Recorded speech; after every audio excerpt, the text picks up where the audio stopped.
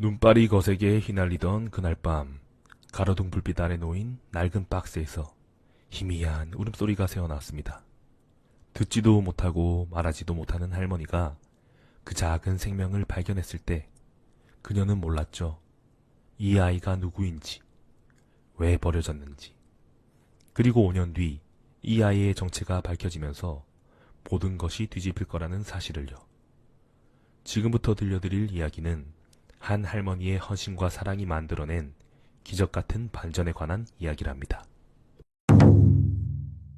담장위 라디오의 영상을 선택해 주셔서 감사합니다. 이야기 시작 전 화면 왼쪽 하단에 좋아요, 따봉 버튼을 눌러주시면 제가 행복해진답니다.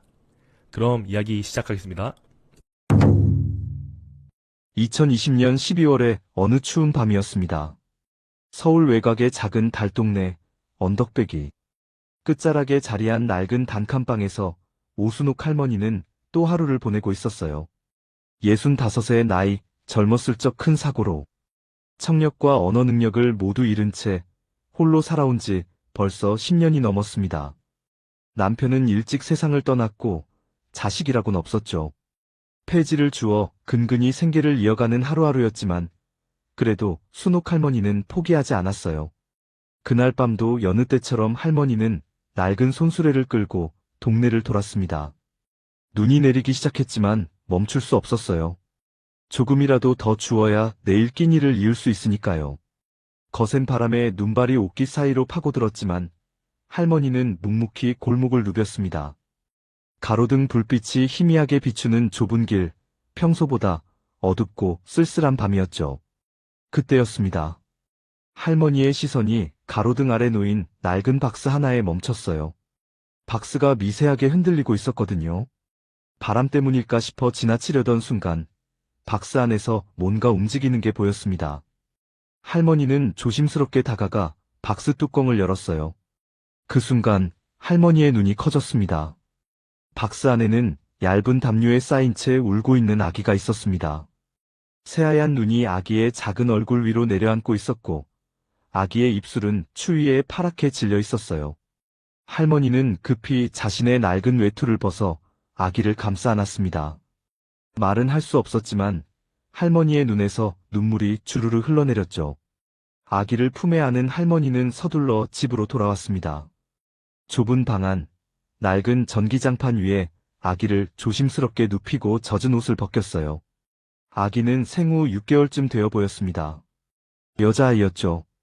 작고 여린 몸 하지만 울음소리만큼은 또렷하고 힘찼어요.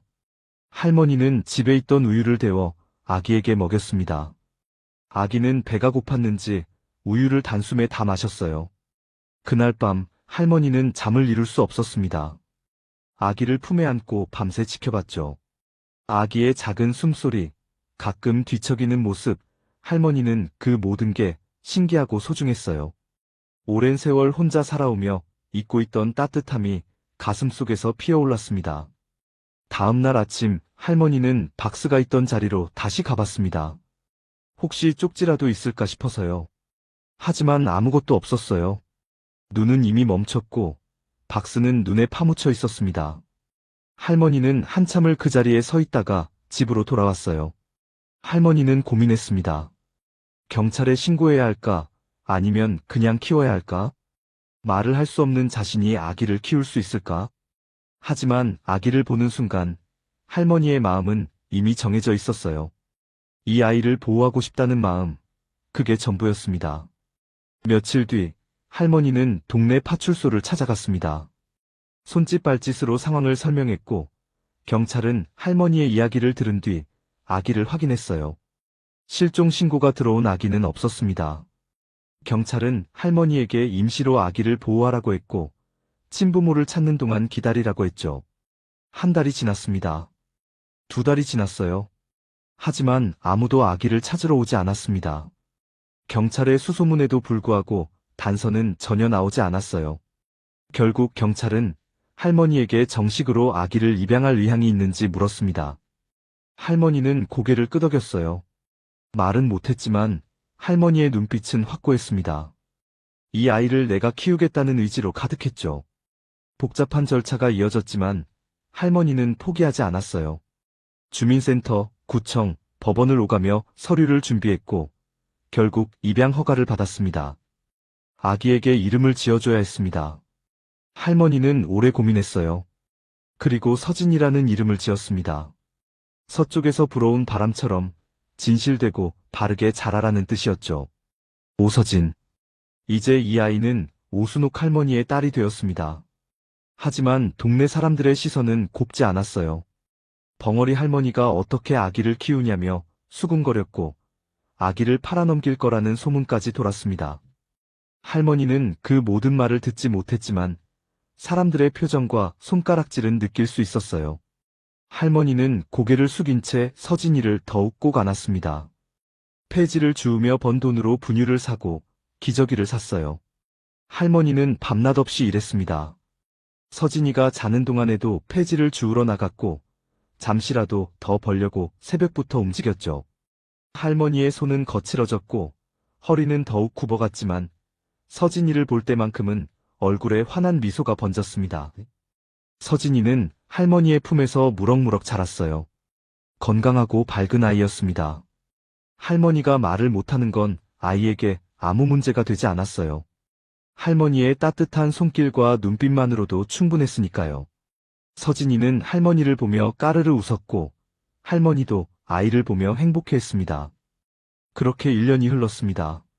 서진이는 이제 걸음마를 시작했고 엄마라는 말 대신 할머니의 손을 잡으며 옹알이를 했어요. 할머니는 그 모든 순간이 기적 같았습니다.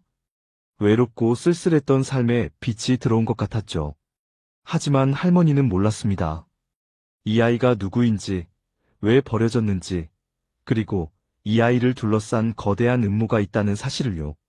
그저 할머니는 매일 아침 서진이의 얼굴을 보며 감사했고 이 아이를 지키기 위해 최선을 다했을 뿐이었습니다. 눈 내리던 그날 밤의 기적은 이제 막 시작된 것이었습니다. 서진이가 돌을 맞이하던 날 할머니는 작은 미역국을 끓였습니다. 돌잔치는 할 수 없었지만 그래도 할머니는 아이를 위해 정성껏 상을 차렸어요. 낡은 밥상 위에 올라간 미역국 한 그릇, 작은 돌떡 몇 개가 전부였지만 할머니의 마음은 그 어느 때보다 벅찼습니다.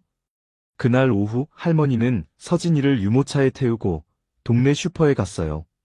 작은 케이크라도 사주고 싶었거든요. 슈퍼 앞에서 유모차를 세우고 안으로 들어가려던 순간 동네 아줌마 몇 명이 할머니를 가로막았습니다. 순옥 씨, 그 애 진짜 어디서 주운 거예요? 한 아줌마가 손짓을 섞어가며 물었습니다. 할머니는 고개를 저으며 손으로 설명하려 했지만 아줌마들은 고개를 가로저었어요. 아니, 우리가 뭘 알아들어요. 순옥 씨가 말을 못하잖아요. 그러니까 말이에요. 멀쩡한 사람도 애 키우는 게 힘들 텐데 저렇게 혼자서 어떻게 키운대요? 혹시 나중에 애를 어디 팔려고 키우는 거 아니에요? 요새 그런 사람들 많다던데. 할머니의 얼굴이 굳었습니다. 손을 흔들며 아니라고 부인했지만 아줌마들은 의심의 눈초리를 거두지 않았어요. 할머니는 서둘러 슈퍼에서 나와 집으로 돌아왔습니다. 가슴이 답답했지만 할머니는 아무 말도 할 수 없었어요. 그날 밤 할머니는 서진이를 안고 한참을 울었습니다. 소리 없는 울음이었지만 눈물은 끊임없이 흘러내렸죠. 할머니는 자신이 이 아이를 제대로 키울 수 있을까 의문이 들었어요.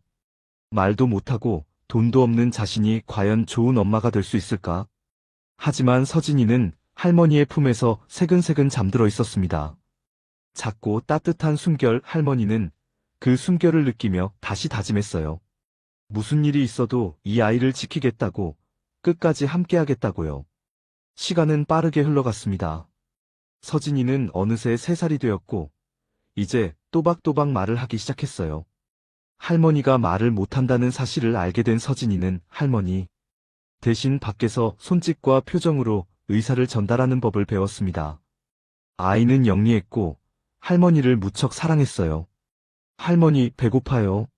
서진이가 배를 만지며 말하면 할머니는 부엌으로 달려가 밥을 지었습니다. 아이가 웃으면 할머니도 웃었고 아이가 울면 할머니도 함께 눈물을 흘렸어요. 둘은 말없이도 서로를 이해했고 그 이해는 그 어떤 말보다 깊고 단단했습니다. 하지만 동네 사람들의 시선은 여전히 차갑습니다. 서진이가 어린이집에 갈 나이가 되자 할머니는 근처 어린이집에 등록하려 했어요. 그러나 원장은 난색을 표했습니다. 어머니가 말씀을 못하시면 아이와 소통이 어려울 텐데요. 비상시에 연락도 안 되고요. 할머니는 고개를 숙였습니다. 손으로 사정을 설명했지만 원장은 고개를 저었어요. 결국 할머니는 서진이를 데리고 집으로 돌아왔습니다. 서진이는 할머니의 손을 꼭 잡으며 물었어요. 할머니, 우리 어린이집 안 가요? 할머니는 아이의 머리를 쓰다듬으며 미소를 지었습니다. 하지만 그 미소 뒤에는 깊은 슬픔이 숨어 있었죠. 그해 겨울 할머니는 폐지를 줍다가 넘어졌습니다. 빙판길에 미끄러져 손목을 다쳤고 병원에 가야 했지만 돈이 없었어요. 할머니는 참고 견뎠습니다. 손목이 부어오르고 통증이 심했지만 일을 멈출 수 없었거든요. 서진이를 먹여야 했으니까요. 그러던 어느 날 동네 반상회에서 할머니에 대한 이야기가 나왔습니다. 누군가 할머니가 서진이를 제대로 돌보지 못한다며 신고를 했고 복지사가 집을 방문하기로 했다는 거예요. 소식을 들은 할머니는 불안에 떨었습니다. 며칠 뒤 젊은 여성 복지사 한 명이 할머니의 집을 찾아왔어요. 복지사는 윤하늘이라는 이름의 20대 후반 여성이었습니다. 하늘 씨는 집안을 둘러보며 메모를 했고 서진이와 짧게 대화를 나눴어요. 서진아, 할머니랑 사는 게 힘들지 않니? 아니요. 할머니 좋아요. 서진이는 또박또박 대답했습니다. 하늘 씨는 할머니를 바라보며 물었어요. 할머니, 서진이 양육에 어려움은 없으세요? 할머니는 고개를 저으며 손짓으로 괜찮다고 표현했습니다. 하늘 씨는 한참을 지켜보다가 말했어요. 일단은 문제없어 보이네요. 하지만 정기적으로 방문해서 확인하겠습니다. 할머니는 안도의 한숨을 쉬었습니다. 하지만 마음 한구석은 여전히 불안했어요. 언제 다시 누군가 신고할지, 언제 서진이를 빼앗길지 모른다는 두려움이 할머니를 짓눌렀습니다. 그해 봄 할머니는 폐지 줍는 일 외에 다른 일도 시작했습니다. 새벽에 시장 청소를 하고 저녁에는 빈캔을 모았어요. 조금이라도 더 벌어서 서진이에게 좋은 환경을 만들어주고 싶었거든요. 할머니의 몸은 점점 야위어 갔지만 서진이는 건강하게 자랐습니다. 서진이는 이제 4살이 되었고 동네 놀이터에서 또래 아이들과 놀기 시작했어요. 하지만 아이들의 부모들은 서진이를 멀리했습니다. 벙어리 할머니가 키우는 아이라며 함께 놀지 말라고 했죠. 서진이는 그 말을 듣고 울면서 집으로 돌아왔어요. 할머니, 왜 저는 친구가 없어요? 할머니는 서진이를 꼭 안아주었습니다.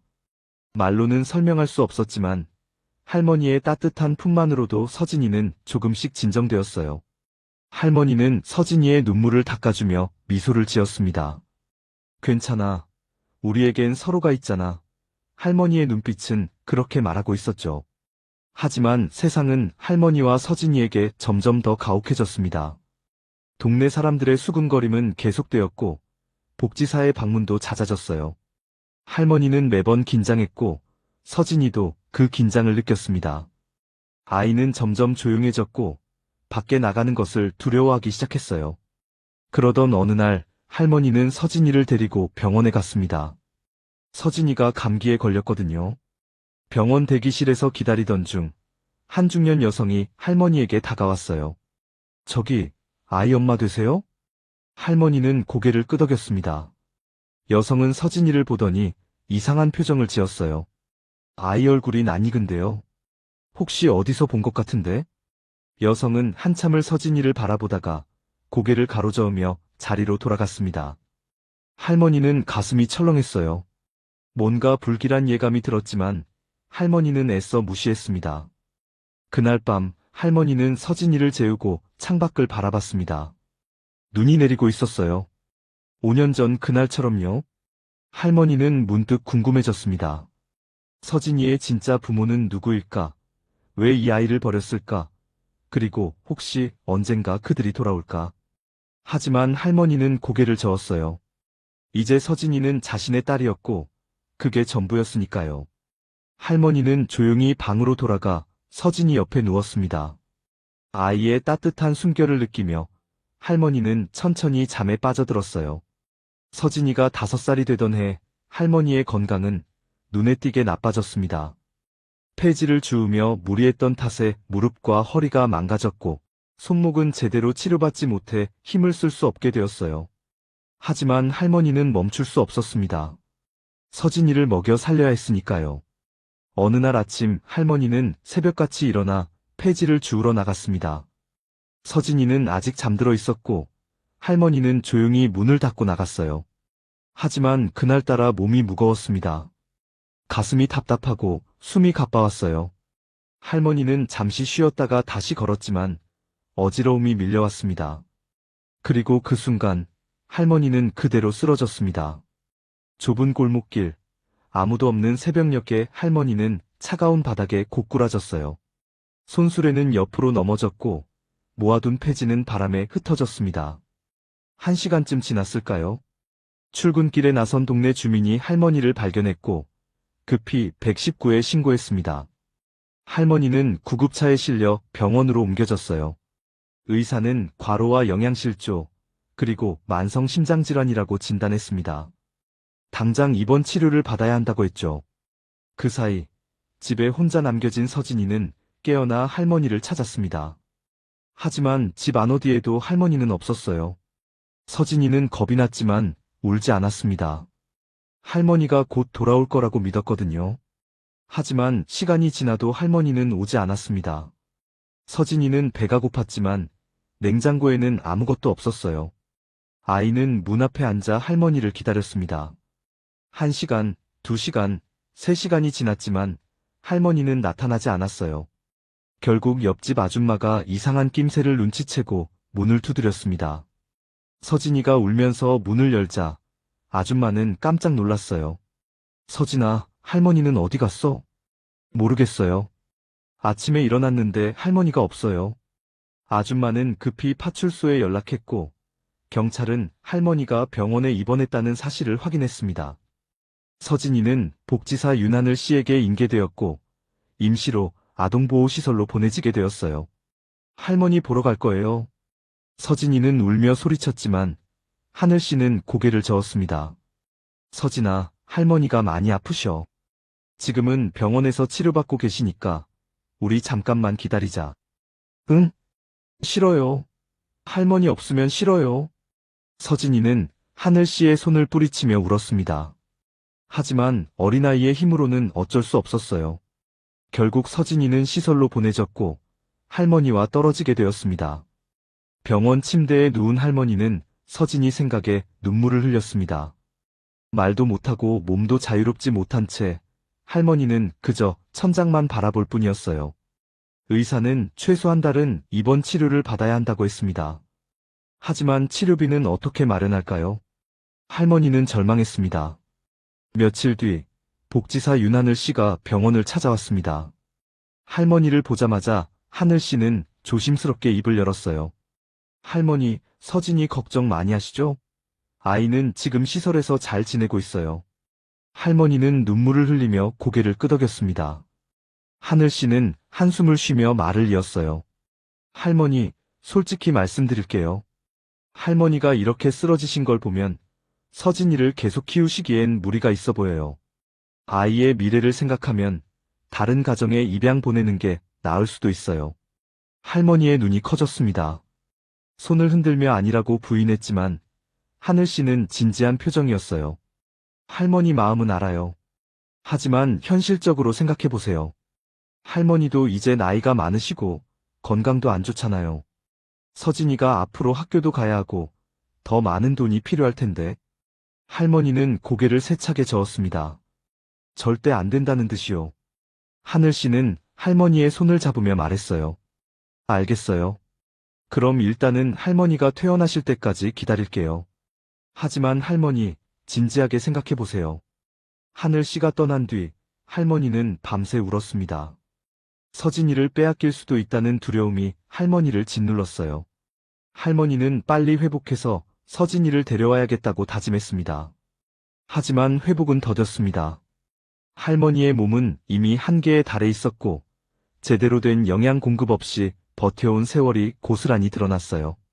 의사는 할머니에게 절대 안정이 필요하다고 했고, 퇴원 후에도 무리하면 안 된다고 경고했습니다.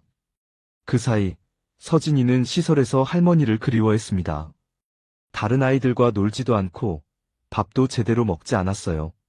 시설 선생님들은 걱정했지만, 서진이는 입을 굳게 다물었습니다. 할머니만 찾았죠. 한 달이 지나고 할머니는 겨우 퇴원했습니다. 하지만 몸은 여전히 허약했고 일을 할 수 있는 상태가 아니었어요. 할머니는 복지사에게 서진이를 돌려달라고 했지만 하늘 씨는 난색을 표했습니다. 할머니, 지금 상태로는 서진이를 돌보기 어려워 보여요. 조금 더 회복하시고 나서. 할머니는 고개를 저으며 간절히 손짓을 했습니다. 제발 아이를 돌려달라고, 자신이 꼭 키우겠다고요. 하늘 씨는 고민하다가 결국 허락했어요. 알겠어요. 하지만 정기적으로 방문해서 확인할 거예요. 만약 아이가 위험에 처하면 그땐 정말 강제로 데려갈 수밖에 없어요. 할머니는 고개를 끄덕이며 눈물을 흘렸습니다. 그리고 드디어 서진이와 재회했어요. 서진이는 할머니를 보자마자 울며 뛰어와 안겼습니다. 할머니, 할머니. 할머니도 서진이를 꼭 안으며 울었습니다. 두 사람은 한참을 그렇게 붙어 있었어요. 하늘 씨는 그 모습을 지켜보며 한숨을 쉬었습니다. 집으로 돌아온 할머니와 서진이, 하지만 현실은 더욱 가혹했습니다. 할머니는 일을 할 수 없었고 돈은 바닥났어요. 밀린 병원비와 집세를 내야 했지만 방법이 없었습니다. 할머니는 동네 주민들에게 도움을 청했지만 대부분 외면했어요. 우리도 먹고 살기 바빠요. 애를 시설에 맡기는 게 낫지 않아요? 차가운 말들이 할머니의 가슴을 찔렀습니다. 할머니는 결국 정부 지원금에 의지할 수밖에 없었지만 그것만으론 턱없이 부족했어요. 서진이는 할머니의 힘든 모습을 보며 조금씩 철이 들어갔습니다. 이제 5살이지만 아이는 또래보다 훨씬 성숙했어요. 할머니가 힘들어하면 등을 쓰다듬어 주었고 할머니가 폐지를 주울 때면 함께 나가 작은 손으로 도왔습니다. 하지만 동네 사람들의 시선은 더욱 차가워졌어요. 어린아이를 데리고 폐지를 줍는 할머니를 보며 사람들은 수군거렸습니다. 저러다 아이한테 무슨 일 생기겠어. 적당히 좀 하지. 왜 저러나 몰라. 할머니는 그 모든 말을 듣지 못했지만 사람들의 표정은 느낄 수 있었어요. 할머니는 서진이를 더욱 꼭 안으며 걸었습니다.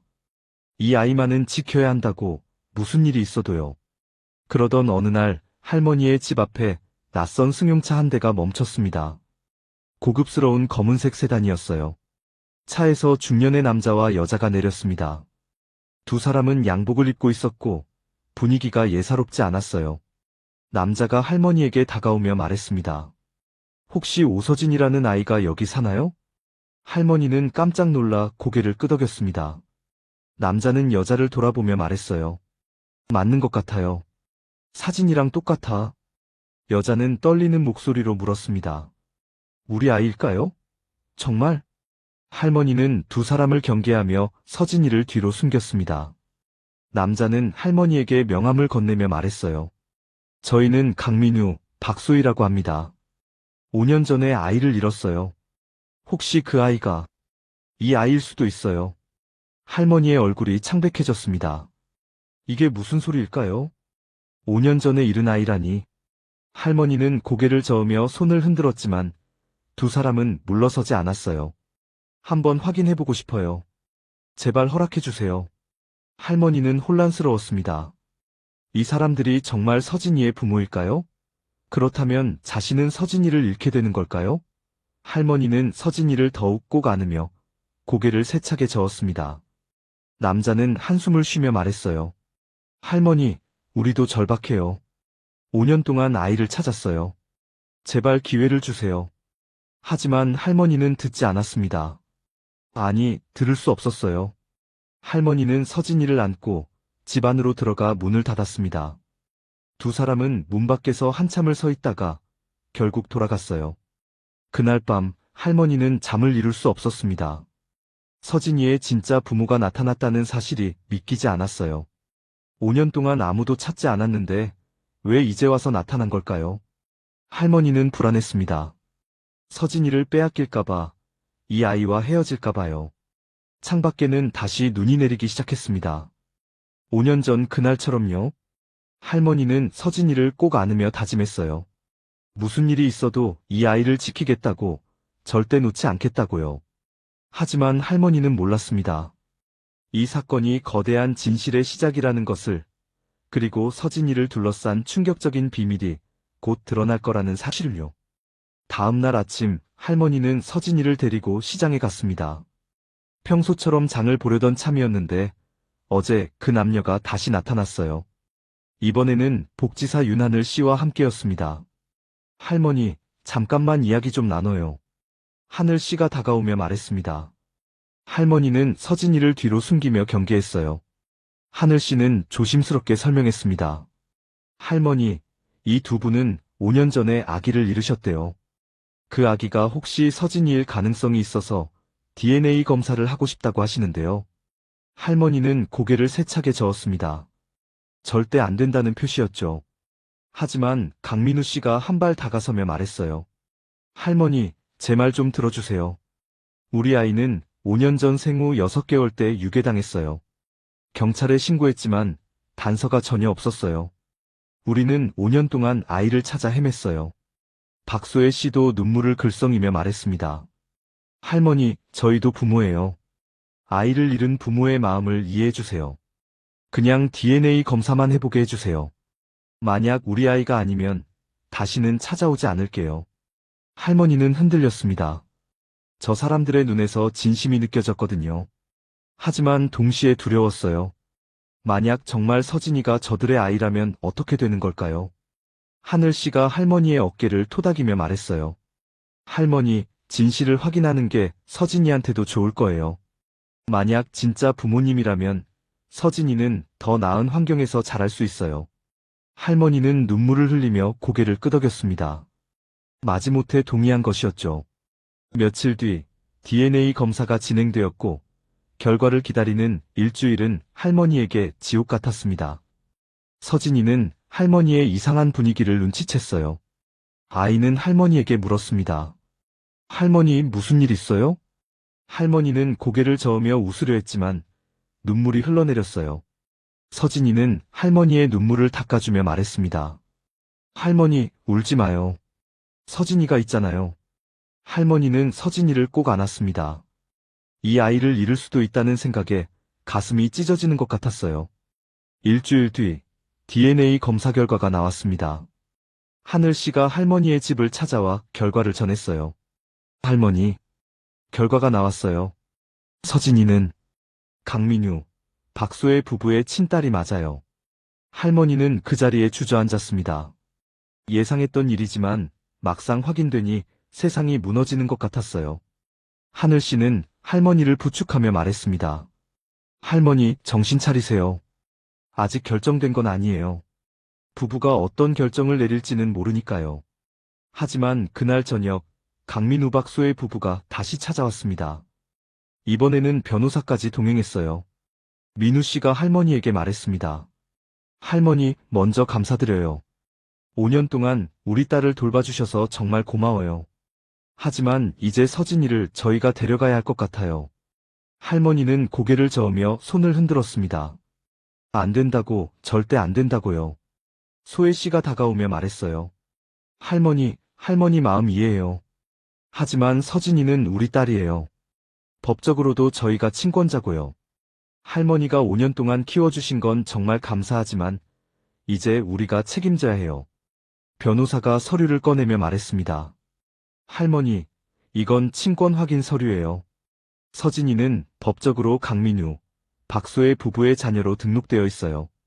입양 절차는 무효가 될 거고 서진이는 친부모에게 돌아가야 해요. 할머니는 울면서 고개를 저었습니다. 하지만 법은 냉정했어요. 며칠 뒤 법원 결정이 내려졌고 서진이는 강민우 박소의 부부에게 돌아가게 되었습니다. 그날 할머니와 서진이의 마지막 만남이 있었어요. 할머니는 서진이를 꼭 안으며 울었습니다. 서진이도 울며 할머니를 붙잡았어요. 할머니, 나 안 가요. 할머니랑 있을 거예요. 서진아, 가자. 이제 엄마 아빠랑 살아야지. 소희 씨가 서진이를 떼어내려 했지만 서진이는 할머니를 놓지 않았어요. 결국 민우 씨가 서진이를 강제로 안아 올렸고 서진이는 울부짖었습니다. 할머니, 할머니. 할머니는 그 자리에 주저앉아 울었습니다. 소리 없는 울음이었지만 그 어떤 비명보다 절규처럼 들렸어요. 하늘 씨가 할머니를 부축했지만 할머니는 일어나지 못했습니다. 서진이는 차에 태워져 떠났고 할머니는 빈집으로 돌아왔어요. 서진이의 작은 옷가지들, 낡은 인형, 할머니와 함께 찍은 사진들이 그대로 남아 있었습니다. 할머니는 그 물건들을 안고 밤새 울었어요. 며칠이 지났지만 할머니는 밥도 먹지 않았습니다. 아무것도 하고 싶지 않았어요. 서진이 없는 삶은 의미가 없었거든요. 할머니는 점점 야위어 갔고 건강은 더욱 악화되었습니다. 몇몇 동네 사람들은 할머니를 동정했지만 누구도 실질적인 도움을 주지 않았어요. 그저 먼발치에서 수군거릴 뿐이었죠. 불쌍하긴 하지만 어쩔 수 없지 뭐. 진짜 부모한테 가는 게 애한테도 좋은 거 아니야? 할머니는 그 모든 말을 듣지 못했지만 세상의 냉담함은 느낄 수 있었어요. 할머니는 서진이가 살던 방 앞에 앉아 하루 종일 멍하니 있었습니다. 한편 서진이는 새로운 집에서 적응하지 못하고 있었어요. 고급스러운 저택, 풍족한 음식, 예쁜 옷들이 있었지만 서진이는 행복하지 않았습니다. 밤마다 할머니를 찾으며 울었고 밥도 제대로 먹지 않았어요. 소희 씨는 서진이를 달래려 했지만 아이는 마음을 열지 않았습니다. 할머니 보고 싶어요. 할머니한테 데려다 주세요. 서진아, 이제 우리가 엄마 아빠야. 여기서 살아야 해. 싫어요. 할머니가 좋아요. 서진이는 계속 울었고 소희 씨는 난감해했어요. 민우 씨도 어떻게 해야 할지 몰랐습니다. 5년을 찾아 헤맸던 딸을 드디어 찾았는데 딸은 자신들을 거부하고 있었으니까요. 그러던 어느 날 민우 씨의 동생 강태식이 집에 찾아왔습니다. 태식은 재벌 집안의 차남으로 형인 민우와는 사이가 좋지 않았어요. 태식은 서진이를 보더니 씁쓸하게 웃었습니다. 형님, 다행이에요. 결국 찾으셨군요. 축하드려요. 고맙네, 태식아. 하지만 태식의 눈빛은 차가웠습니다. 민우는 그 눈빛을 눈치채지 못했지만 태식의 속마음은 달랐어요. 5년 전 서진이가 사라진 사건에는 태식이 연루되어 있었습니다. 태식은 회사 후계자 자리를 차지하기 위해 형을 회사로부터 떨어뜨려 놓기 위해 형의 어린 딸을 유괴했고 멀리 떨어진 곳에 버렸던 것이죠. 하지만 태식은 서진이가 죽었을 거라고 생각했습니다. 추운 겨울밤, 아무도 없는 곳에 버렸으니까요. 그런데 아이가 살아 돌아왔어요. 태식은 불안했습니다. 혹시 진실이 밝혀지면 어떻게 될까? 태식은 조마조마했어요. 그날 밤, 태식은 몰래 과거 공범이었던 사람에게 전화를 걸었습니다. 야, 그 애가 살아 돌아왔어. 어떻게 된 거야? 모르겠어요. 분명 죽을 줄 알았는데. 입 단단히 다물고 있어. 절대 누설하면 안 돼. 태식은 전화를 끊으며 식은땀을 흘렸습니다. 이대로 가다간 들통날 수도 있었어요. 태식은 계획을 세우기 시작했습니다. 어떻게든 진실을 묻어야 했죠. 한편 할머니는 여전히 빈집에서 서진이를 그리워하고 있었습니다. 할머니는 서진이에게 편지를 쓰고 싶었지만 글을 쓸 줄 몰랐어요. 대신 할머니는 서진이와 함께 찍은 사진을 꺼내보며 눈물을 흘렸습니다. 밤마다 할머니는 꿈을 꿨어요. 서진이가 뛰어와 안기는 꿈, 함께 웃으며 밥을 먹는 꿈. 하지만 깨어나면 현실은 여전히 차갑고 쓸쓸했습니다. 할머니는 점점 삶의 의지를 잃어가고 있었어요. 그리고 그때 할머니는 몰랐습니다. 서진이를 둘러싼 거대한 음모가 곧 드러날 것이고 자신이 다시 서진이를 만나게 될 거라는 사실을요. 추운 겨울밤 할머니는 창밖을 바라보며 간절히 기도했습니다. 서진이가 행복하기를, 그리고 언젠가 다시 만날 수 있기를요. 여러분, 여기까지 이야기 들으시느라 수고 많으셨어요. 할머니와 서진이가 헤어지는 장면, 정말 가슴 아프셨죠? 5년을 함께했던 두 사람이 이렇게 갑작스럽게 떨어지다니 저도 이야기하면서 마음이 무거워지더라고요. 하지만 아직 끝이 아니랍니다. 서진이를 둘러싼 진실이 이제 막 드러나기 시작했거든요. 과연 할머니와 서진이는 다시 만날 수 있을까요? 그리고 5년 전 유괴 사건의 진범은 누굴까요? 다음 이야기에서 충격적인 반전이 펼쳐질 거예요. 그럼 여러분 계속해서 들어주세요. 서진이가 떠난 지 한 달이 지났습니다. 할머니는 매일 같은 하루를 반복했어요. 아침에 눈을 뜨면 서진이가 옆에 있을 것 같았지만 빈 방만이 할머니를 맞이했습니다. 할머니는 폐지를 주우러 나가지도 않았어요. 아무런 의지가 생기지 않았거든요. 그러던 어느 날 복지사 윤하늘 씨가 할머니를 찾아왔습니다. 하늘 씨는 할머니의 말라빠진 모습을 보고 깜짝 놀랐어요. 할머니, 이게 무슨 일이에요? 밥은 드시고 계세요? 할머니는 고개를 저었습니다. 하늘 씨는 한숨을 쉬며 할머니를 부축해 앉혔어요. 할머니, 이러시면 안 돼요. 서진이도 할머니가 건강하길 바랄 거예요. 할머니는 눈물을 흘렸습니다. 하늘 씨는 가방에서 무언가를 꺼냈어요. 편지 한 통이었습니다. 할머니, 이거 서진이가 보낸 거예요. 제가 대신 읽어드릴게요. 하늘 씨는 편지를 펼쳐 읽기 시작했습니다. 할머니 서진이에요. 할머니 보고 싶어요. 여기는 큰 집이고 좋은 게 많은데 할머니가 없어서 재미없어요. 엄마 아빠는 착하지만 할머니가 더 좋아요. 할머니, 언제 만날 수 있어요? 서진이 할머니 보고 싶어요. 할머니는 편지를 듣고 목 놓아 울었습니다. 하늘 씨도 눈물을 훔치며 할머니의 등을 쓰다듬었어요. 할머니, 서진이를 위해서라도 건강 챙기세요. 제가 주선해서 할머니랑 서진이 만날 수 있게 해드릴게요. 할머니는 고개를 들어 하늘 씨를 바라봤습니다. 하늘 씨는 미소를 지으며 말했어요. 제가 강 씨 부부한테 이야기해 볼게요. 할머니가 서진이한테 얼마나 소중한 사람인지 설명하고 정기적으로 만날 수 있게 하겠다고요. 할머니는 고개를 끄덕이며 감사의 표시를 했습니다. 하늘 씨는 할머니에게 밥을 먹이고 집을 정리한 뒤 떠났어요. 며칠 뒤 하늘 씨의 주선으로 할머니는 서진이를 만날 수 있었습니다.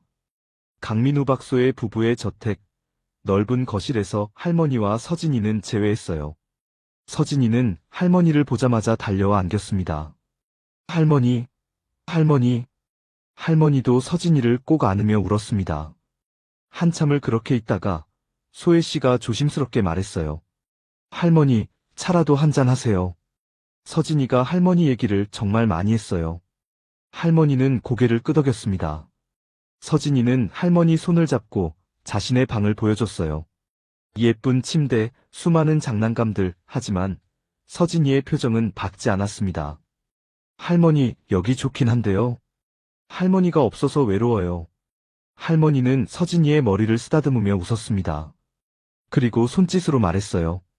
괜찮아. 할머니는 항상 내 곁에 있어. 그날 만남은 2시간으로 제한되었습니다. 시간이 다 되자 할머니는 서진이와 헤어져야 했어요. 서진이는 또 울었지만 이번에는 조금 덜 슬펐습니다.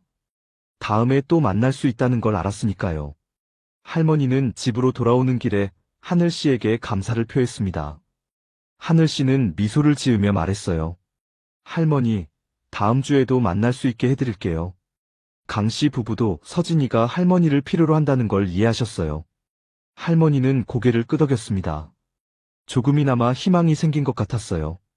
하지만 그 무렵 강태식은 불안에 떨고 있었습니다. 서진이가 돌아온 뒤 회사 내부에서 후계자 문제가 다시 불거지기 시작했거든요. 회장인 강태식의 아버지는 민우를 후계자로 정하려는 움직임을 보였고 태식은 초조해졌어요. 태식은 과거 공범이었던 남자를 만났습니다. 둘은 한적한 카페에서 마주 앉았어요. 형님, 이대로 가다간 우리 들통나요. 입 다물고 있으면 돼. 아무도 증거가 없어. 하지만 서진이가 커가면서 뭔가 기억할 수도 있잖아요. 생후 6개월짜리가 뭘 기억해? 걱정 마. 태식은 그렇게 말했지만 마음은 편치 않았습니다. 언젠가 진실이 드러날까봐 두려웠어요. 한편 윤하늘 씨는 서진이의 과거 기록을 조사하다가 이상한 점을 발견했습니다. 5년 전 유괴 사건 기록을 보던 중 당시 수사를 담당했던 형사의 메모에서 의문스러운 부분을 찾아낸 거예요. 피해자 가족 내부에서 의심스러운 정황이 있음.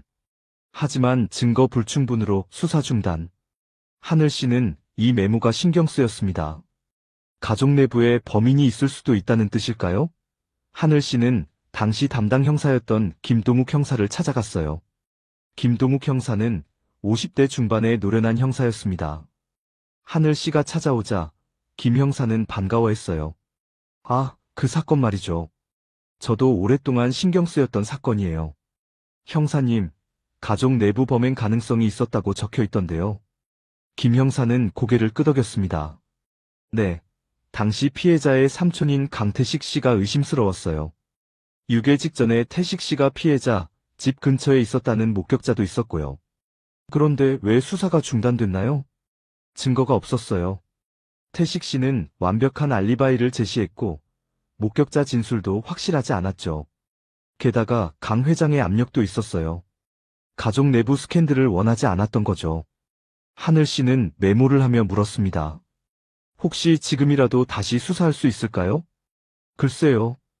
5년이 지났으니 증거를 찾기 어려울 텐데요. 하지만 한번 시도해 볼 수는 있죠.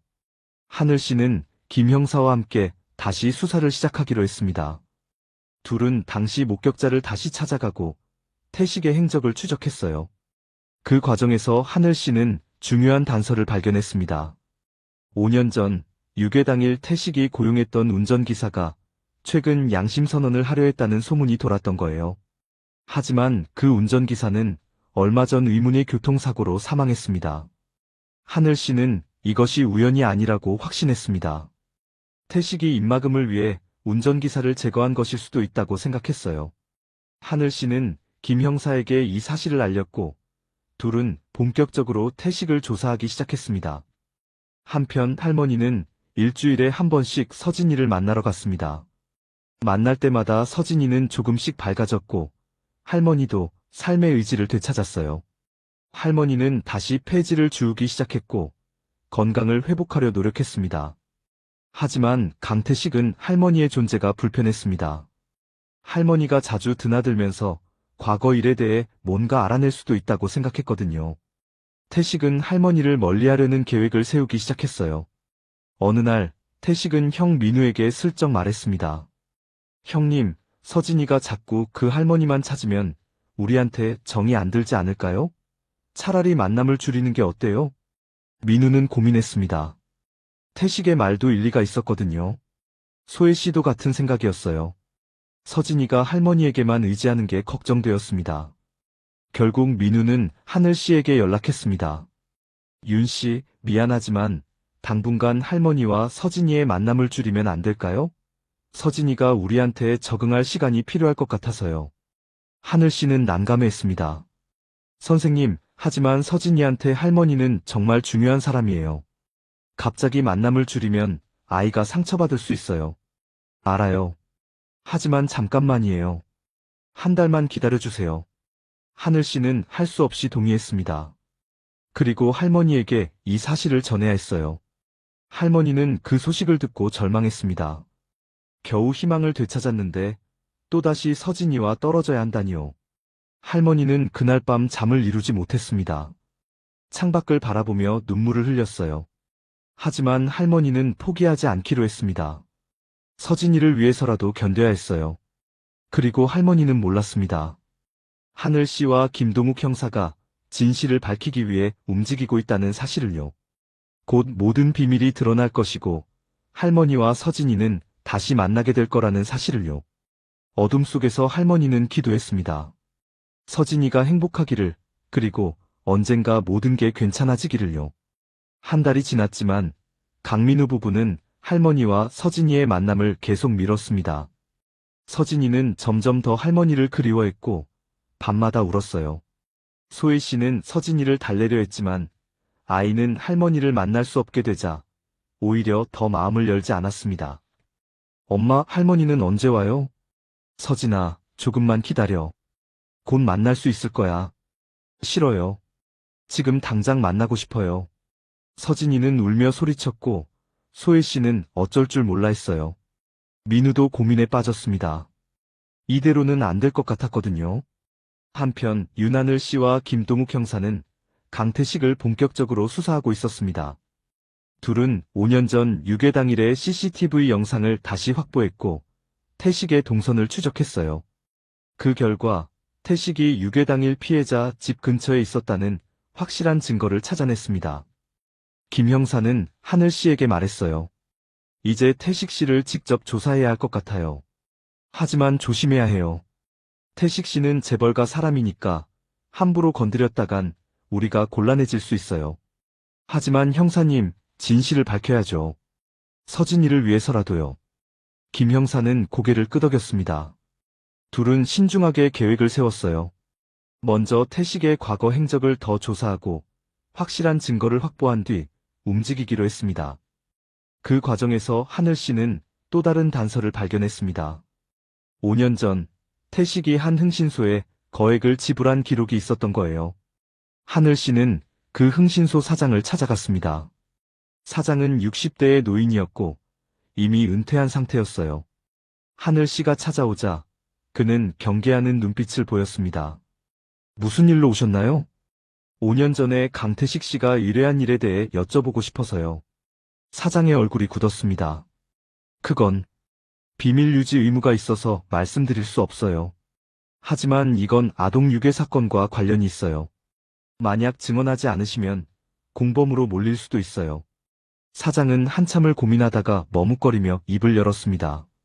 사실은 강태식 씨가 저한테 아이를 데려다 달라고 부탁했어요. 5년 전에요. 아이를 어디로 데려갔나요? 서울 외곽의 한적한 곳이었어요. 눈 내리는 밤이었죠. 태식 씨는 아이를 박스에 넣어 길가에 놓으라고 했어요. 저는 그게 잘못된 일인 줄 알았지만 돈 때문에 했습니다. 하늘 씨는 충격을 받았습니다. 태식이 정말 유괴범이었던 거예요. 하늘 씨는 급히 김 형사에게 연락했고 둘은 흥신소 사장의 증언을 녹음했습니다. 이제 결정적인 증거를 확보했어요. 태식 씨를 체포할 수 있을 거예요. 김 형사는 신중하게 말했습니다. 하지만 태식 씨가 쉽게 인정하지 않을 거예요. 변호사를 대동하고 나올 테니 우리도 완벽하게 준비해야 해요. 둘은 검찰과 협의했고 태식을 소환하기로 결정했습니다. 며칠 뒤 태식은 경찰서에 출석했어요. 태식은 여전히 여유로운 표정이었습니다. 형사님, 무슨 일로 저를 부르셨나요? 강태식 씨, 5년 전 조카 강서진 양의 유괴 사건에 대해 조사하고 있습니다. 협조 부탁드려요. 태식의 표정이 미세하게 변했습니다. 유괴 사건이요? 저는 아무것도 모르는데요. 김 형사는 흥신소 사장의 증언을 들려줬습니다. 태식의 얼굴이 점점 창백해졌어요.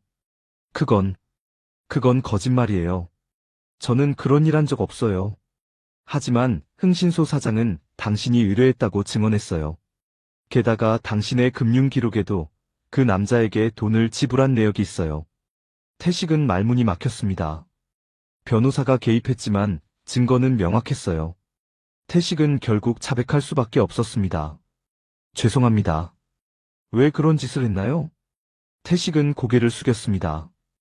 회사 후계자 자리 때문이었어요. 형님이 아니라 제가 후계자가 될 수 있을 거라고 생각했어요. 서진이가 사라지면 형님이 서진이를 찾기 위해 미쳐 있을 게 뻔하고 회사 일에 집중할 수 없을 거라고 생각했습니다. 김 형사는 분노를 참으며 물었습니다. 아이를 죽이려고 작정한 거요? 그 추운 날씨에 박스에 담아서 애를 버리다니. 처음엔 그럴 생각이었어요. 하지만 막상 아이를 보니까 망설여졌어요. 그래서 사람들이 지나다닐 만한 곳에 버렸습니다. 분명 누군가 발견할 거라고 생각했어요. 그런데 왜 지금까지 입을 다물고 있었나요? 들키면 끝장이니까요. 감옥에 갈 테고 회사에서도 쫓겨날 테니까요.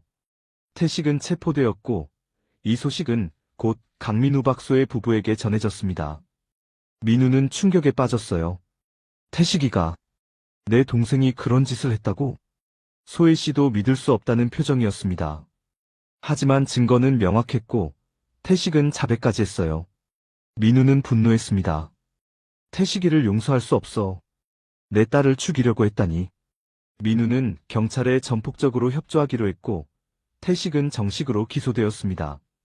재판이 시작되었고, 언론은 이 사건을 대대적으로 보도했어요. 재벌가 동생, 조카 유괴 혐의로 기소. 5년 전 실종 아동, 재벌가 내부 범행으로 드러나. 뉴스를 본 할머니는 깜짝 놀랐습니다. 서진이를 둘러싼 진실이 이렇게 충격적이었다니요. 할머니는 윤하늘 씨를 통해 자세한 이야기를 들었어요. 할머니, 태식 씨가 서진이를 유괴해서 버렸대요. 할머니가 서진이를 발견한 그날, 그게 태식 씨가 버린 거였어요. 할머니는 눈물을 흘렸습니다. 그날 밤 눈 내리는 가로등 아래, 박스 속에 있던 작은 생명, 그게 이렇게 큰 음모의 희생양이었다니요. 하늘 씨는 할머니의 손을 잡으며 말했어요. 할머니가 서진이를 구하신 거예요. 할머니가 아니었으면 서진이는 죽었을 수도 있어요. 할머니는 영웅이에요. 할머니는 고개를 저었습니다. 자신은 그저 아이를 사랑했을 뿐이라고, 영웅이 아니라고요. 하지만 하늘 씨는 미소를 지었습니다. 할머니의 사랑이 서진이를 살렸어요. 그게 가장 중요한 거예요. 며칠 뒤, 강민우 박소의 부부가 할머니를 찾아왔습니다. 두 사람은 할머니 앞에 무릎을 꿇었어요. 할머니, 정말 감사합니다. 할머니가 우리 딸을 살려주셨어요. 할머니 덕분에 서진이가 무사히 자랄 수 있었어요. 저희가 할머니한테 너무 무례했어요. 용서해주세요. 할머니는 고개를 저으며 두 사람을 일으켰습니다. 할머니의 눈에는 눈물이 가득했지만 그 눈물은 슬픔이 아니라 기쁨의 눈물이었어요. 민우는 할머니에게 제안했습니다. 할머니, 이제 서진이를 자유롭게 만나세요. 아니, 아예 우리 집에서 같이 사시는 건 어떨까요? 할머니는 깜짝 놀랐습니다. 소희 씨도 고개를 끄덕이며 말했어요. 할머니는 서진이한테 진짜 할머니예요. 저희도 할머니를 가족으로 모시고 싶어요. 할머니는 눈물을 흘리며 고개를 끄덕였습니다. 5년 만에 할머니는 진정한 가족을 얻게 되었어요. 할머니는 서진이를, 그리고 서진이의 부모를 꼭 안으며 감사했습니다. 그날 밤, 할머니는 서진이와 함께 잠들었습니다. 넓고 따뜻한 침대에 서진이의 작은 손, 할머니는 이 모든 게 꿈만 같았어요. 하지만 이건 꿈이 아니었습니다. 할머니와 서진이는 드디어 다시 만났고, 이제는 영원히 함께할 수 있게 되었으니까요. 강태식의 재판이 시작되었습니다. 법정은 언론과 방청객으로 가득 찼고, 이 사건은 전국적인 이슈가 되었어요. 검사는 태식의 범행을 낱낱이 폭로했고, 흥신소 사장의 증언과 금융 기록이 제출되었습니다. 태식의 변호사는 선처를 호소했지만 법정의 분위기는 차가웠어요. 태식은 고개를 숙인 채 아무 말도 하지 못했습니다. 강민우는 증인으로 출석했고 형제 앞에서 태식을 응시했어요. 태식아, 왜 그랬니? 우리는 형제잖아. 태식은 고개를 들어 형을 바라봤습니다. 그의 눈에는 후회와 고통이 가득했어요. 형님, 미안해요. 제가 너무 욕심이 많았어요. 회사가, 돈이, 권력이 전부인 줄 알았어요. 하지만 이제 보니 제가 잃은 게 더 많네요. 넌 내 동생이었어. 내가 믿었던 사람이었어. 근데 내 딸을 죽이려고 했다니, 어떻게 그럴 수가 있어? 태식은 눈물을 흘렸습니다. 형님, 정말 미안해요. 용서를 구할 자격도 없지만, 정말 미안해요. 민우는 더 이상 말하지 않고 자리로 돌아갔습니다. 재판은 계속되었고, 결국 태식은 유괴 및 살인 미수 혐의로 징역 15년을 선고받았어요. 법정을 나서는 태식의 뒷모습은 초라하고 쓸쓸했습니다. 사건이 마무리되자 강 회장은 민우를 정식 후계자로 발표했습니다. 민우는 회사를 이끌게 되었고 태식의 몫은 완전히 사라졌어요. 하지만 민우는 기쁘지 않았습니다. 동생을 잃은 슬픔이 더 컸거든요. 한편 할머니는 강민우 박소의 부부의 집에서 새로운 삶을 시작했습니다. 처음에는 낯설고 불편했지만 서진이가 있어서 행복했어요. 할머니는 여전히 말을 할 수 없었지만 가족들은 할머니를 이해하고 사랑했습니다. 서진이는 할머니와 다시 함께하게 되어 무척 기뻐했어요. 아이는 매일 할머니 곁에 붙어 있었고 할머니도 서진이를 돌보며 행복해했습니다. 어느 날 민우는 할머니를 따로 불러 말했습니다. 할머니, 제가 할머니한테 감사를 어떻게 표현해야 할지 모르겠어요. 할머니가 우리 딸을 살려주셨어요. 할머니는 손을 흔들며 아니라는 표시를 했습니다. 민우는 계속 말했어요. 할머니, 제가 할머니한테 집 한 채를 사드리고 싶어요. 그리고 매달 생활비도 드릴게요. 할머니가 편하게 사실 수 있도록요. 할머니는 고개를 저었습니다. 자신은 그런 걸 원하지 않는다고, 그저 서진이와 함께 있으면 충분하다고요. 민우는 할머니의 마음을 이해했습니다. 알겠어요. 그럼 할머니, 우리 가족이 되어주세요. 진짜 가족으로요. 할머니는 눈물을 흘리며 고개를 끄덕였습니다. 민우는 할머니를 안아주었고, 두 사람은 한참을 그렇게 있었어요. 시간이 흘러 서진이는 7살이 되었습니다. 이제 초등학교에 입학할 나이였어요. 서진이는 밝고 건강한 아이로 자랐고, 할머니를 무척 사랑했습니다. 입학식 날, 서진이는 할머니 손을 잡고 학교에 갔어요. 다른 아이들은 부모와 함께 왔지만, 서진이는 할머니와 함께였습니다. 선생님은 서진이에게 물었어요. 서진아, 이분은 누구시니? 제 할머니예요. 세상에서 제일 좋은 할머니예요. 할머니는 서진이의 말을 듣고 눈물을 흘렸습니다. 선생님도 미소를 지으며 말했어요. 할머니, 서진이가 할머니를 정말 좋아하나 봐요. 할머니는 고개를 끄덕이며 손짓으로 감사를 표했습니다. 그날 저녁, 가족들은 함께 저녁을 먹었어요. 민우, 소희, 서진이, 그리고 할머니, 네 사람은 따뜻한 식탁에 둘러앉았습니다. 서진이는 할머니에게 말했어요. 할머니, 오늘 학교에서 친구들이 할머니 얘기 물어봤어요. 제가 할머니가 저를 구해주셨다고 말했어요. 할머니는 서진이의 머리를 쓰다듬으며 웃었습니다. 소혜 씨도 말했어요. 서진아, 할머니는 정말 대단한 분이셔. 할머니가 없었으면 우리 가족은 이렇게 행복하지 못했을 거야. 민우도 고개를 끄덕였습니다. 맞아. 할머니는 우리 가족의 은인이야. 할머니는 눈물을 흘렸습니다. 하지만 이번 눈물은 기쁨의 눈물이었어요. 할머니는 평생 외롭게 살았지만 이제는 사랑하는 가족이 생겼습니다. 며칠 뒤 윤하늘 씨와 김동욱 형사가 할머니를 찾아왔어요. 두 사람은 할머니에게 감사를 표했습니다. 할머니 덕분에 진실을 밝힐 수 있었어요. 정말 고맙습니다. 할머니는 고개를 저으며 두 사람을 안아주었습니다. 하늘 씨는 말했어요. 할머니의 이야기가 많은 사람들에게 희망을 주고 있어요.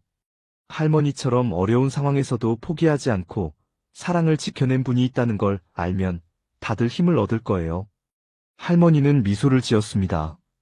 자신은 그저 할 수 있는 일을 했을 뿐이라고, 특별한 건 아니라고 생각했어요. 하지만 하늘 씨는 고개를 저었습니다. 아니에요, 할머니. 할머니는 정말 특별한 분이세요. 그날 밤 할머니는 창밖을 바라봤습니다. 눈이 내리고 있었어요. 5년 전 그날처럼요. 하지만 이번 눈은 차갑지 않았습니다. 따뜻하고 아름다웠어요. 할머니는 서진이가 자는 방으로 갔습니다. 아이는 새근새근 잠들어 있었고, 할머니는 아이의 이불을 덮어주었어요. 그리고 조용히 방을 나왔습니다. 거실에는 민우와 소혜 씨가 앉아 있었어요. 두 사람은 할머니를 보며 미소를 지었습니다. 할머니, 차 한잔 하시겠어요? 할머니는 고개를 끄덕이며 앉았습니다. 세 사람은 따뜻한 차를 마시며 조용히 시간을 보냈어요. 말은 없었지만 마음은 통했습니다. 할머니는 생각했습니다. 이 모든 게 기적 같다고요. 5년 전 눈 내리는 밤, 가로등 아래서 발견한 작은 생명이 이렇게 큰 축복을 가져올 줄은 몰랐어요. 할머니는 감사했습니다. 서진이를, 그리고 이 가족을 만나게 해준 운명에게요. 밤이 깊어갔고 할머니는 자리에서 일어났습니다. 민우와 소희 씨는 할머니를 배웅했고 할머니는 자신의 방으로 돌아갔어요. 침대에 누워 천장을 바라보며 할머니는 미소를 지었습니다. 내일도 모레도 할머니는 이 가족과 함께 할 거예요. 그리고 서진이가 자라는 모습을 끝까지 지켜볼 거예요. 할머니의 마음은 평화로웠습니다. 1년이 흘렀습니다. 강태식은 감옥에서 복역 중이었고 강민우는 회사를 성공적으로 이끌고 있었어요. 서진이는 초등학교 2학년이 되었고 할머니는 여전히 가족과 함께 행복하게 살고 있었습니다. 어느 날 민우는 할머니에게 특별한 제안을 했습니다. 할머니, 제가 할머니 이야기를 책으로 만들고 싶어요. 할머니와 서진이의 이야기를 많은 사람들에게 알리고 싶어요. 할머니는 고개를 가로저었습니다. 자신의 이야기가 특별할 게 없다고 생각했거든요. 하지만 민우는 간곡하게 설득했어요. 할머니의 이야기는 많은 사람들에게 희망을 줄 수 있어요. 어려운 상황에서도 포기하지 않고 사랑을 지켜낸 할머니의 모습이 감동적이에요. 결국 할머니는 동의했고, 민우는 작가를 섭외해 할머니의 이야기를 책으로 엮기 시작했습니다. 책 제목은 눈 내리는 밤의 기적이었어요. 책이 출간되자 많은 사람들이 할머니의 이야기에 감동했습니다. 언론에서도 할머니를 인터뷰하려 했지만 할머니는 조용히 살고 싶다며 거절했어요. 하지만 책은 베스트셀러가 되었고 할머니의 이야기는 전국에 퍼졌습니다. 어느 날 한 방송국에서 할머니에게 연락이 왔어요. 할머니와 서진이의 이야기를 다큐멘터리로 만들고 싶다는 제안이었습니다. 민우는 할머니에게 물었어요. 할머니, 어떻게 하시겠어요? 출연하시겠어요? 할머니는 고민했습니다. 그리고 서진이를 보며 결정했어요. 만약 이 이야기가 누군가에게 도움이 된다면 출연하는 것도 나쁘지 않겠다고요.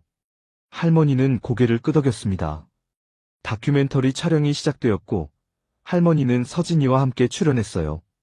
5년 전 그날 밤의 이야기, 할머니가 서진이를 키운 과정, 그리고 진실이 밝혀지기까지의 여정이 카메라에 담겼습니다. 촬영 중 할머니는 5년 전 서진이를 발견했던 그 장소를 다시 찾았어요. 가로등 아래 눈 내리던 그 자리, 할머니는 그 순간을 떠올리며 눈물을 흘렸습니다. 서진이는 할머니의 손을 꼭 잡으며 말했어요. 할머니, 그날 할머니가 절 찾아주셔서 감사해요. 할머니는 서진이를 안아주었습니다. 촬영 스태프들도 눈물을 흘렸어요. 다큐멘터리가 방영되자 전국적으로 큰 반향을 일으켰습니다. 많은 사람들이 할머니의 이야기에 감동했고 할머니에게 감사의 편지를 보냈어요. 할머니는 그 편지들을 하나하나 읽으며 눈물을 흘렸습니다. 한편 감옥에 있던 강태식도 다큐멘터리를 봤습니다. 태식은 할머니와 서진이의 모습을 보며 후회했어요. 자신이 얼마나 큰 잘못을 저질렀는지 깨달았습니다. 태식은 민우에게 편지를 썼어요. 형님, 제가 정말 미안해요. 저는 용서받을 자격이 없지만 그래도 할머니와 서진이한테 감사하다고 전해주세요. 할머니가 서진이를 살려주셔서 정말 다행이에요. 민우는 편지를 받고 복잡한 심정이었습니다. 동생을 용서할 수는 없었지만 그래도 태식이 후회하고 있다는 사실은 알 수 있었어요. 시간이 또 흘러 서진이는 10살이 되었습니다. 이제 의젓한 소녀로 자란 서진이는 할머니를 여전히 사랑했고 할머니도 서진이를 무척 아꼈어요. 어느 날 학교에서 장래 희망을 쓰는 숙제가 나왔습니다. 서진이는 고민하다가 이렇게 썼어요. 저는 할머니 같은 사람이 되고 싶어요. 어려운 사람을 도와주고 사랑을 나누는 사람이요. 선생님은 서진이의 글을 읽고 감동했습니다. 그리고 반 아이들 앞에서 서진이의 이야기를 들려줬어요. 아이들은 서진이와 할머니의 이야기에 박수를 쳤습니다. 집에 돌아온 서진이는 할머니에게 숙제를 보여줬어요. 할머니는 서진이의 글을 읽고 눈물을 흘렸습니다. 서진이는 할머니를 안으며 말했어요. 할머니, 저 할머니처럼 착한 사람이 될게요. 그래서 다른 사람들도 도와줄 거예요. 할머니는 서진이의 머리를 쓰다듬으며 미소를 지었습니다. 그해 겨울, 다시 눈이 내렸습니다. 할머니는 서진이와 함께 눈 내리는 거리를 걸었어요. 서진이는 할머니 손을 꼭 잡고 신나게 걸었습니다. 할머니, 눈 정말 예쁘죠? 할머니는 고개를 끄덕이며 웃었습니다. 두 사람은 공원에 앉아 눈을 바라봤어요. 하얀 눈이 세상을 덮고 있었고 모든 게 평화로웠습니다. 그때 한 노숙자 할머니가 추위에 떨며 벤치에 앉아 있는 게 보였어요. 서진이는 그 할머니를 보더니 자신의 목도리를 벗어 건네주었습니다. 할머니, 이거 쓰세요. 추우시죠? 노숙자 할머니는 깜짝 놀라며 고개를 끄덕였습니다. 서진이는 미소를 지으며 말했어요. 할머니, 따뜻하게 지내세요. 오순옥 할머니는 서진이의 모습을 보며 눈물을 흘렸습니다. 서진이가 정말 착한 아이로 자랐다는 게 자랑스러웠어요. 할머니는 서진이를 꼭 안아주었습니다. 집으로 돌아온 두 사람, 민우와 소희 씨는 따뜻한 저녁을 준비하고 기다리고 있었어요. 가족 모두 식탁에 둘러앉아 밥을 먹었습니다. 대화는 없었지만 마음은 통했어요. 저녁을 먹고 난 뒤 서진이는 할머니에게 물었습니다. 할머니, 저 할머니 딸 맞죠? 할머니는 고개를 끄덕이며 웃었습니다. 서진이는 할머니를 안으며 말했어요. 저는 할머니가 진짜 엄마예요. 저를 구해주셔서, 키워주셔서 감사해요. 할머니는 서진이를 꼭 안았습니다. 눈물이 흘러내렸지만 그 눈물은 행복의 눈물이었어요. 그날 밤 할머니는 잠들기 전에 창밖을 바라봤습니다. 눈은 여전히 내리고 있었고 세상은 고요했어요. 할머니는 생각했습니다. 5년 전 그날 밤 자신이 서진이를 발견한 건 운명이었다고요. 그리고 그 운명이 자신의 인생을 완전히 바꿔놓았다고요. 할머니는 감사했습니다. 서진이를 만나게 해준 하늘에게, 그리고 이 가족을 주신 세상에게요. 할머니는 조용히 기도했습니다. 서진이가 앞으로도 건강하고 행복하게 자라기를, 그리고 이 가족이 영원히 함께하기를요. 눈은 밤새 내렸고 아침이 밝았습니다. 할머니는 새로운 하루를 맞이하며 미소를 지었어요. 오늘도 내일도 할머니는 서진이와 함께할 겁니다.